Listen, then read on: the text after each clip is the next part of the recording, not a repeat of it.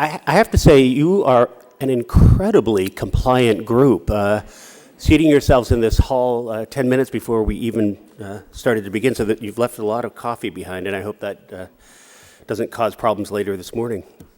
Good morning. I'm Tim Whalen. I'm the director of the Getty Conservation Institute, and it's a delight to welcome you all here this morning. And it's a further delight to be doing this symposium with our colleagues and partners, the Clyfford Still Museum. This is really the first public manifestation of what is and has been a long-serving and very, very fruitful collaboration and partnership. So I'm delighted that we're doing this together, and we're doing this together in LA. I'm also delighted to welcome the museum's director, Dean Sobel, who's with us today, and indeed a trustee of the Still Museum who's here, Jennifer Evans, in the audience. So welcome to you both, and thanks for sending your whole team here to be with us today. I think you all know that the Getty Conservation Institute works to advance conservation practice, and we do that with model field projects, scientific research, and advancing education and capacity building around the world in a whole range of topics. But as you'll know, we've been deeply engaged with many of you, in fact, for more than a decade in our modern and contemporary art research initiative, which has been led by our colleague and head of GCI Science, Tom Lerner, who's obviously in the audience this morning. We've really been actively involved in paints since the beginning of this initiative. In fact, Tom brought his suitcase filled with things from Tate, all about paints for us, and that's how we began. But we've done a number of things with many of you in this room, attempting to improve methods of analysis, undertaking technical studies of a number of artists, Clyfford Still among them, and Sam Francis. And we're just beginning a project that will look at geometric abstract pictures from Argentina and Brazil from the 40s as part of the Pacific Standard Time undertaking that the Getty's involved in here in all of Southern California. And then we've been investing in cleaning techniques for a whole variety of modern painted surfaces, both acrylics, and now we're entering the realm of oils. We've also tried to work hard to make sure that our work and that of others is disseminated and pushed out into the world as best we can. And so many of you will have attended the Modern Paints Uncovered Symposium in London, which shockingly is now a decade ago. It's hard to imagine, and I hope benefited from those proceedings. And I should say by the end of this calendar year, those proceedings will be available on our website online as a PDF for free downloading, if you haven't bought it already. We've also established a publication series to benefit and serve our initiative, and as some of you will know, it's called The Artist Materials.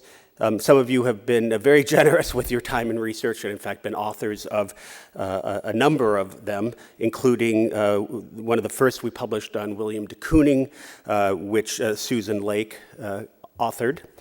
And further, another Ask a Busy Person to get something done, and now we're pursuing a title on Clyfford Still, which Susan, with Barbara Ramsey, is advancing.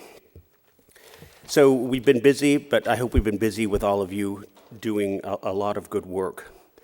Again, we're delighted that we're here with our colleagues from the Clyfford Still Museum and that we were able to advance and organize a symposium together with them.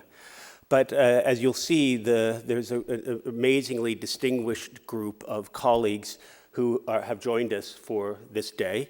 You know who you are, and you'll be making papers that I think will be exceptionally interesting and revealing. So we're looking forward to that day with you all. So welcome. We're so glad you're here. And it's now my pleasure to welcome David Anfam to the podium, who is the Director of Research at the Clyfford Still Museum. So thank you. I'd particularly like to thank first and foremost the Institute that has made this conference possible and the people who have worked so hard to really make it happen. So that's the Getty Conservation Institute and everyone there, but particularly Tim and, of course, Tom Lerner. who's played a very instrumental role in the whole planning of a conference. And secondly, on the side of the Clyfford Still Museum, I want to acknowledge James Squires, who, being a conservator, has done a heck of a lot more than I have to really fine-tune and develop the whole conference program. I want to begin by saying that as an art historian, I claim absolutely no expertise whatsoever in the matter of conservation. And in addition to that, even some months ago when the list of speakers was shaping up, I could see something very, very clear, that I was hopelessly outnumbered by 10 to 1, and if we add in Tom, that's 11 to 1, and the odds were completely against me. So what I want to do in the next few minutes is to speak strictly from an informal, personal, and art historical standpoint.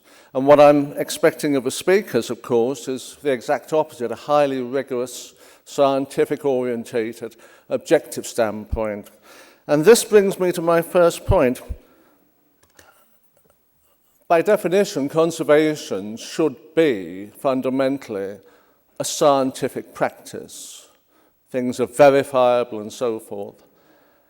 I've argued all my life that despite what a whole generation of new art historians would like to think, art history can never be a science and should never pretend to be that. And I'm interested to see whether there's a lot of overlap or divide between science in the form of conservation and art history. But there's something very interesting, because if you see the link between conservation and art history, it becomes quite obvious that although conservation is a science, what it's dealing with is art, which is not a science. And so this reciprocal back and forth between what is scientific and objective and what is above all a humanist endeavor, art and art history, it makes conservation into a very, very fascinating and much more complex thing than, say, straight mathematics or physics or something like that. There's many different strands, as I see it, filtering into the discipline of conservation. And I want to just suggest a few of those strands. I've been an art historian effectively for the past 42 years, and I've been lucky in a way to be a fly on the wall in the development of conservation itself, such as it's impinged upon me, and I want to say something about that too in a moment. But the second point is, for a long time in art history, I've been very fascinated by the issue of time. Because above all, art history is about seeing works in time, putting them into their place, and analysing how they look from our viewpoint in the past and so forth. And I was very pleased to see when I was doing a bit of reading up of the conservation studies that the Getty got together in an important book. I can't remember the date, but it was a very good book. I'm very pleased to see there that one of the major themes in conservation is also time. And I see immediately an overlap there, because in conservation and in art history, time determines how we want to regard an object, whether we want to see it as time-worn in the present, or as it ideally was when it was first made, or thirdly, restored, if you like, or conserved to some hypothetical notion of what it was like once upon a time, when it actually issued from the hand of a maker. And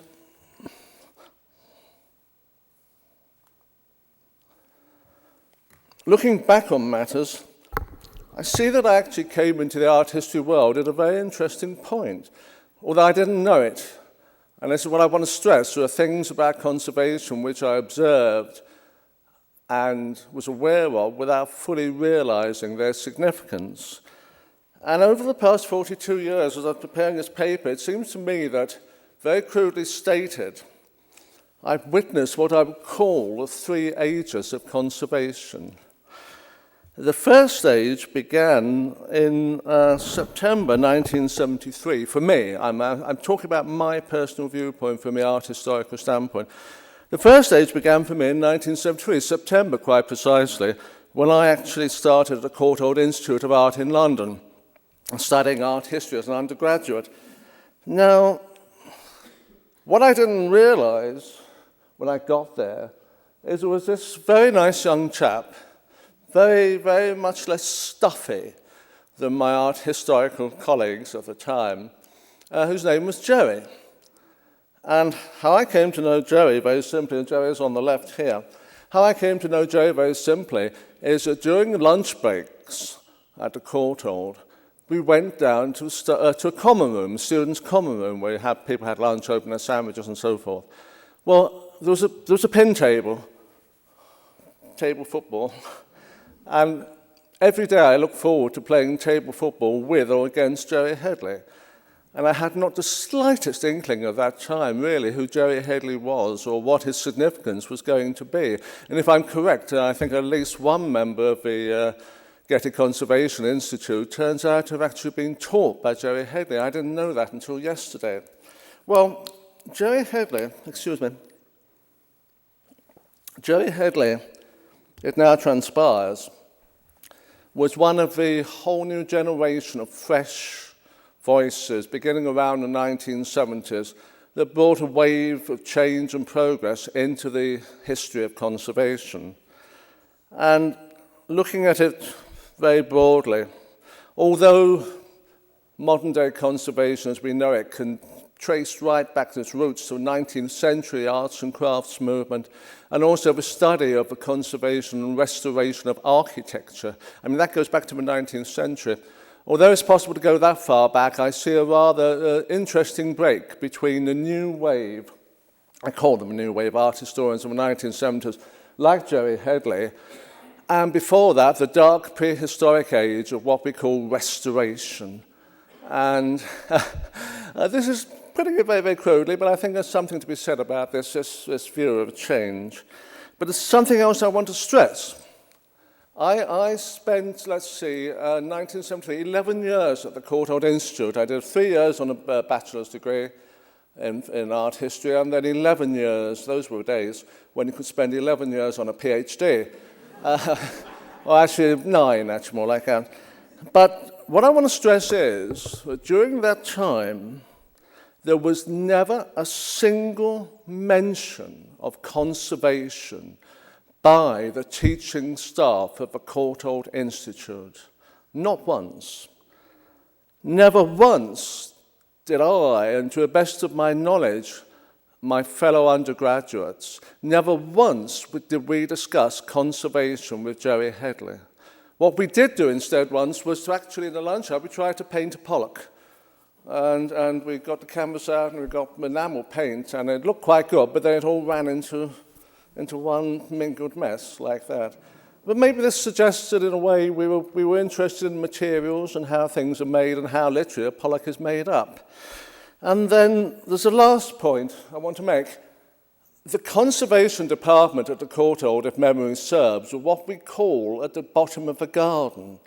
The main building was Hume House, which was built by the great neoclassical architect Robert Adam. But then at the bottom of the garden was what I assume must always have been the servants' quarters. And that was where the conservation department was housed. And to be totally honest and to be highly self-critical, by and large, I think I and the other undergraduates regarded the conservation people as being lower class. No,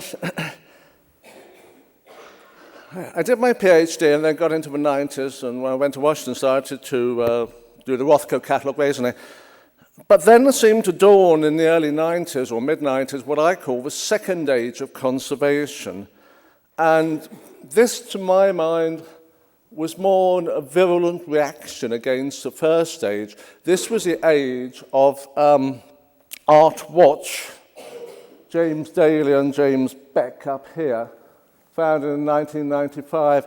And the reason I bring this up, and I'm sure you'll all remember the great furor over the cleaning of this and the cleaning of that, and they've taken the master's final glazes off, and the Sistine Chapel has been skinned, and it's nothing like Michelangelo intended, and all that. The reason I bring this up is because if this was a point, for me, and I think a lot of other observers, this was a point when conservation and its strengths and its alleged perils and vicissitudes came into public attention, caught the public's eye in a way they hadn't done in the 70s.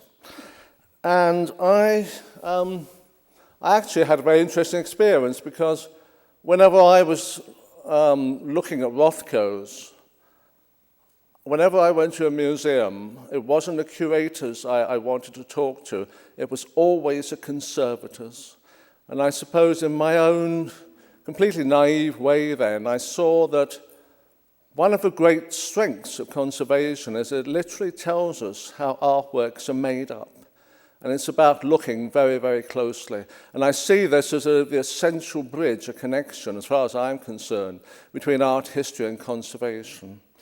And I had good and bad sides to this, because this was also the age and the moment, around 1991, when restoration was finally shown up for the monstrous practice that allegedly was, because, of course, in 1991, the restorer, Daniel Goldreyer, was revealed to have actually completely overpainted Barnett Newman's Who's Afraid of Red, Yellow and Blue 3 in the Stedelijk Museum in Amsterdam.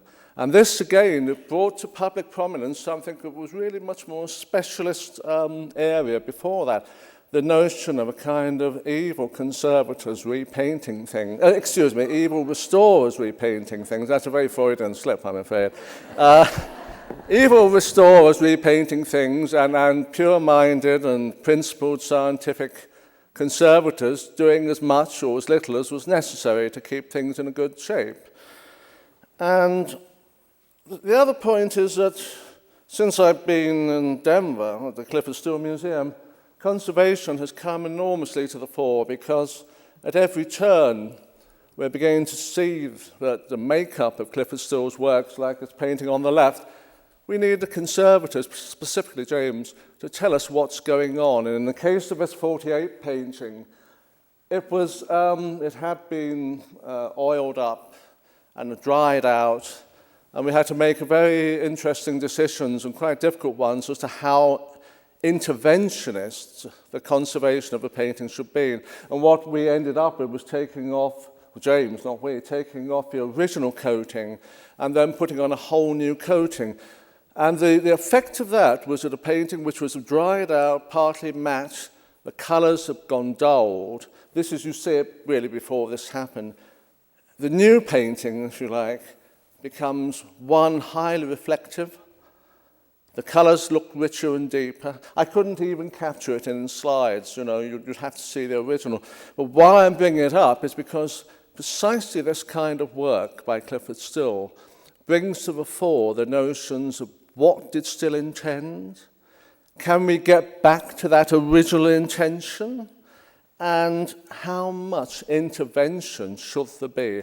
I personally feel, from the art historical viewpoint, that Clyfford Still wanted a large number of his paintings, particularly those of the late 1940s and early 50s, to be highly reflective. But it's obviously going to be controversial. And there's also the issue, can we ever, and I'm looking to the papers coming up to see how the speakers address this, can we ever really get back to the original intention of the artist? And there's a paper I'd like to bring up here, very famous, but it's in the field of literary theory, and it was called The Intentionalist Fallacy. And it was first published in 1948 and then republished, expanded in 1954. And basically what the authors argued in The Intentionalist Fallacy is that from a text, we can never absolutely reconstruct the original intentions of the writer. And I think there's a lot of truth in this. We want to do it, we want it to be hard and fast science, but there's a lot of subjective areas at stake. And lastly, on this front, There's another book, very interesting. I'm hoping conservatives haven't read it, and this is a new book. The Way of All Flesh. It's by scientists, but essentially it's about decay. And it argues for the virtues and vices of aging. On the one hand, we don't like to see people get old, but on the other hand, we prize mature cheeses and old wines above young ones. And it tells us there's a very deep-seated, and it's a very philosophical issue, about what time does to objects. It's as simple as that. And that book, very entertaining, I think has a few lessons which we might be brought into play in relationship to the philosophy of conservation. And then there's another point. I mean, I've got a very conflicted attitude towards conservators. I mean, on the one hand, I'm a control freak, and I hate dirty paintings, and I like them cleaned up. And one of the worst experiences of my life was first going to the Prado in 1973. I was looking forward to seeing the Titians, the Van Eycks, the Van der Weydens, the Veroneses, the Raphaels, all in their splendid ectochrome colour, and all I saw were brown, dirty, gloomy things. So I like things scrubbed clean. But on the other hand, I'm always worried about intervention. I'm particularly worried about things which are not by the hand of the artist, because there still remains a certain mystique about the original sense of touch. And on the one hand, as I say, I relied upon conservators when I was doing the Rothko catalogue for 10 years. They were invaluable. But speaking from a curatorial viewpoint, conservators have driven me mad because they kill loans. And even with the show I'm doing now is a very large survey of abstract expressionism for Royal Academy. If we're to believe the facts, then something like 75% of the Pollocks in the world are so fragile that they can never travel. Well, in a way, with all the new technology we have to hand, what conservators should really be thinking about is making those fragile things sufficiently robust and stable for them to travel. As I see it, if you really wanted to demonize conservators, what they do by saying everything's so fragile it can't possibly move, blah, blah, blah, blah, blah, what they're doing is effectively putting artworks under what I would call house arrest. Take Mocha's Pollock, the great 49 Pollock in LA Mocha. Since 1989, when mysteriously it once went to the Museum of Modern Art, it's never traveled again. And I strongly believe that conservation should have its ultimate goal is to make things stable and robust enough to travel. That's the whole point of it. And that these things are cultural patrimony. And just to keep them in one place, whether it's Bloomington, Indiana, or downtown LA, is to deny their freedom and freedom of people to enjoy them elsewhere who can't get there. And the other point is that I see up here, this is my copy of a Metropolitan Museum of Art Clyfford still catalogue. And it's got over 100 reproductions, and when I went to the Met to see the show in 1979, I actually annotated, you can just about see it, every single reproduction, saying things like glossy, matte, bare canvas, white paint, oil at the edge, and things like that. So even if I was a little bit allergic to conservators, I see I've been doing precisely the kind of thing, even avant la lettre, which conservators should do and need. So maybe I'm not so anti-conservatorial as I think I am. But what I want to stress is the issue of connoisseurship is central to conservators and art historians. And it's a broad point. I don't know whether it'll be brought up here, but I want to raise it now. We have a rather conflicted view of art itself. On the one hand, since the Renaissance, art has been seen as dealing with higher things, with the ideal, with beauty, and with the life of the mind. Art is transcendental. Now, on the other hand, art is a very material thing. This is where it's conflicted. And this is why I'm showing the image of two central figures. Well, this is about philosophy. Two central figures, Leonardo is actually Plato, is Leonardo's features, points upwards to the higher world of ideas, what art, philosophy is about, whereas Aristotle pointing straight ahead to the material plane of reality.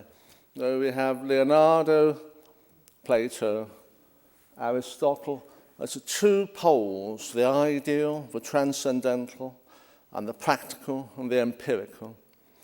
Now, the relevance of this to Abex is that Abex was also, at one level, very concerned with the transcendental, hence the obsession with the sublime. That's a lofty thing. But on the other hand, Abex is more material than virtually any art movement that preceded it. So we've got this very interesting conflict. The conflict between art as timeless, Mark Rothko says his art is timeless and transcendental, and art as time-bound and vulnerable. And to my mind, that comes absolutely to a head in abstract expressionism. It's also very ironic, I thought, that Raphael should give Plato the features of Leonardo, because it takes us back to a benchmark point of Leonardo's Last Supper, this work of genius which is wrecked before Leonardo even dies. And this suggests the perils of too much loftiness and genius as opposed to everyday practicalities. I'm going to be looking at the speakers who are coming up very shortly. I'm going to be seeing whether there is implicitly or explicitly a stated theory of conservation, a kind of philosophy of conservation which unifies them, or whether it's really all more a matter of ad hoc empiricism of doing this to that work on a very, very one-by-one basis. I'm fascinated to see whether conservation now actually does have some kind of unified theory behind it. And I don't know what the answers will be. We'll soon find out. But finally, third age of conservation, I think, started around the noughties of this millennium. And I want to sum it up very, very simply. In 1976, when I began my PhD on Rothko and Still, one of the very first things I did, I suppose I was quite prescient, was to write to the Tate Conservation Department and to ask whether or not there had been any studies from conservation viewpoint done of Harvard Mill, the Tate Seagram mills.